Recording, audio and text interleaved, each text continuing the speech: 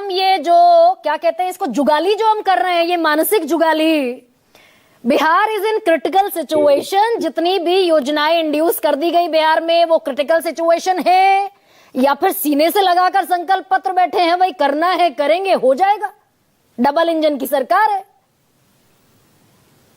Professor संतोष मेहरोत्रा। दो बातें जी, दो बातें कहता हूं मैं, दो बातें। पहली चीज तो बड़ी दुहाई दी गई शुरू से, सर की आवाज बढ़ाइए ना जरा। परिवर्तन कर दिया बिहार का, आपको सुनाई दे रहा है? बिहार का परिवर्तन कर दिया। तो बिहार के परिवर्तन के आंकड़े समझा देता हूं, राष्ट्रीय आंकड़ों, राष्ट्रीय सरकारी आंकड़ों के आधार पे।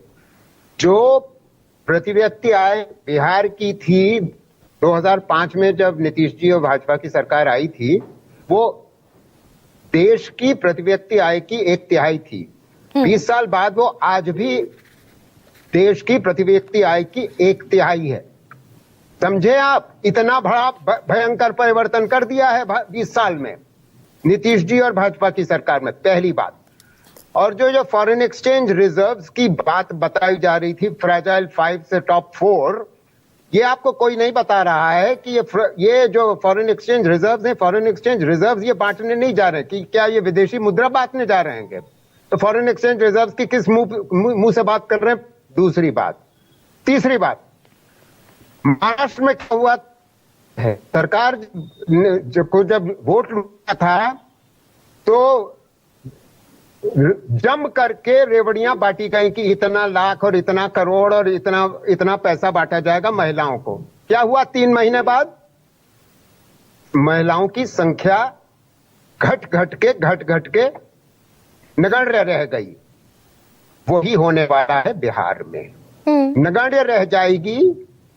और आज की तारीख में इन्होंने जो बैंक अकाउंट में डाला है, जिस वोटिंग डे के एक दिन पहले मॉडल कोड ऑफ कॉन्डक्ट को टोटल वायलेशन करके वो जीविका दीदी को दिया गया है। जीविका दीदी क्यों दिया गया है? जीविका दीदी बटोर करके महिलाओं को लेकर के आई।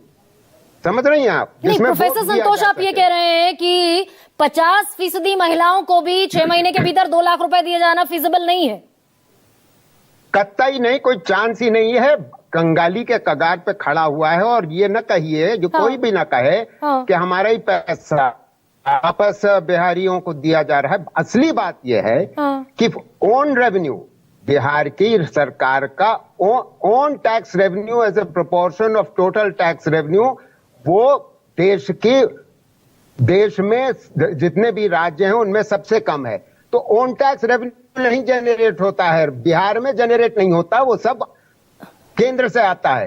तो या फिर केंद्र से पूरी तरीके से सब्सिडाइज करेगी, पहली बात, या वर्ल्ड बैंक करेगा, जैसे आप पहले ही इंगित कर चुकी हैं, या ये संख्या बहुत बहुत नगण्य हो जाएगी महिलाओं की।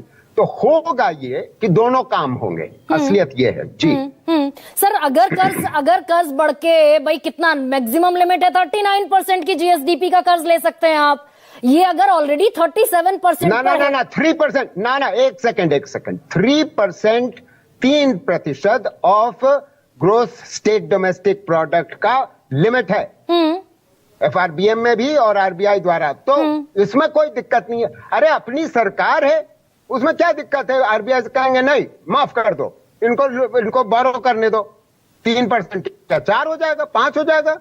अरे उसका खमियाजा कौन भुगतेगा? बाकी हम सब भुगतेंगे ना, मगर वोट तो इन्होंने लूट लिया, पॉइंट ये है। इसी तरीके से ये सरकार चल रही है हुजूर वाला।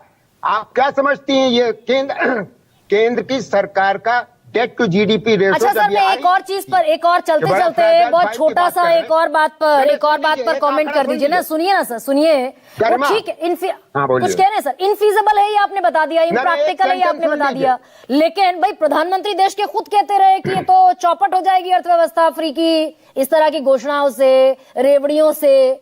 तो यानी प्रधानमंत्री का कंसर्न है इस बात पर, उसके बावजूद पैसा बंट रहा है। महाराष्ट्र में बटा, राजस्थान में बटा, मध्य प्रदेश में बटा, बिहार में बढ़ गया। जाहिर है, उसमें क्या ताज्जुब की बात है? जब अपनी सरकार बन गई, अपनी सरकार बनानी थी, चाहे झूठ सच करके, चाहे 3 लाख वोट बढ़ा करके, वोटरों की लिस्ट में और 66 लाख लोगों के नाम काट करके जब वो सरकार बना ही ली और तो सरकार बन गई तो फिर आपको प्रॉमिस करने में क्या दिक्कत है? पहले से ही मालूम था आपको कि सरकार आपकी बन रही है, तो इसे कोई रोकता हुआ क्यों नहीं दिखाई देता? भाई हम ये जो प्रधानमंत्री भी कहते हैं अर्थव्यवस्था का कचूमर निकल जाएगा, ये अंधी दौड़ है, इसमें नहीं पड़ना चाहिए, भट्टा बैठ जाएगा अर्थव्यवस्था का, देर इज समबडी कि कोई इसे कंट्रोल करता हुआ दिखाई देगा। 1500 रुपए से पहुंच गया ये 10,000 तक, फिर 2 लाख तक पहुंचता दिख रहा है।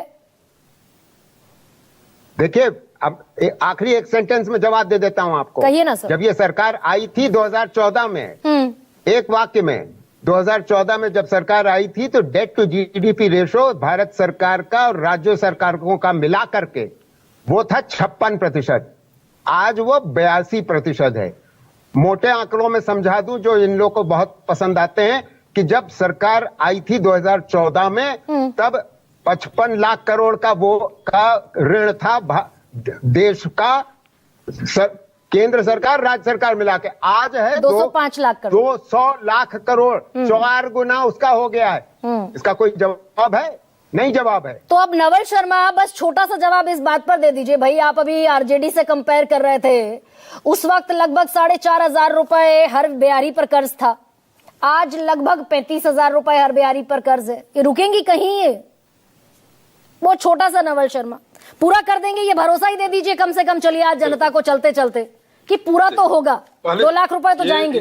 पहले आपको धन्यवाद कि आपने चारा विश्वविद्यालय वाले अर्थशास्त्री से भी हमको ज्ञान दिलवाया और राजनीतिक अर्थशास्त्री से भी, जिनको आप कहां से खोज कर लाई हैं, उनको भी आपने मनमाफिक तरीके से अर्थशास्त्रीय आंकड़े उगलवा लिए आपने। चलिए आपको बधाई इसके लिए। अब हमको चरवाहा विद्यालय वालों से अर्थशास्त्र सीखना पड़ेगा, ये दुर्भाग्य है। अभी चुनाव का परिणाम सामने आया है, फिर भी ये लोग समझने के लिए तैयार नहीं है।